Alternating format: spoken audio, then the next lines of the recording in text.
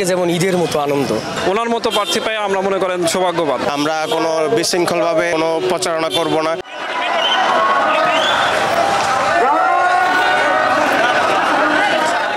আমরা যারা নতুন প্রজন্ম, যেমন আমি কখনো ভোট দিই, এটা সারা বাংলাদেশে, শুধু আমার কাছেই না, আজকে যেমন ঈদের মতো আনন্দ সারা বাংলাদেশে এই তফসিল ঘোষণার পরে একটা সাজ আমেজ তৈরি হয়েছে নির্বাচনকে সামনে রেখে।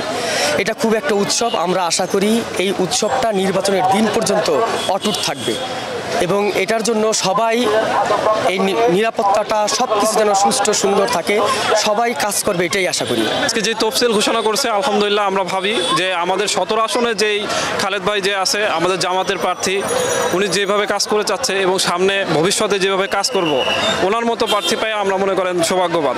ইনশাল্লাহ আমরা শুধু নির্বাচনের আগে না, ইনশাল্লাহ সামনে যত বিপদ আপদ আসবে আমরা ভাইকে পাশে পাবো, এই আশাবাদ নিয়েই মনে করেন আজকে তফসিলকে আমরা ঈদের মতো আনন্দভাবে মনে করেন এটা উদযাপন করতে। মাত্র 30% টাকায় জমির মালিক হয়ে নতুন বাংলাদেশের গড়ে তোলার স্বপ্ন দেখা বাংলা বসতি। আমাদের প্রার্থী একজন যোগ্য এবং সৎ লোক।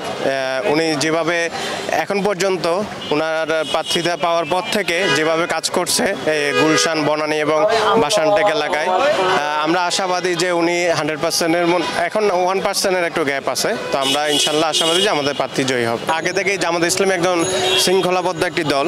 তো আমরা মনে করি আমাদের যতটুকু আমরা আমাদের কমান্ড পাবো, আমাদের নির্দেশনা পাবো, আমরা ওইভাবে কাজ করব।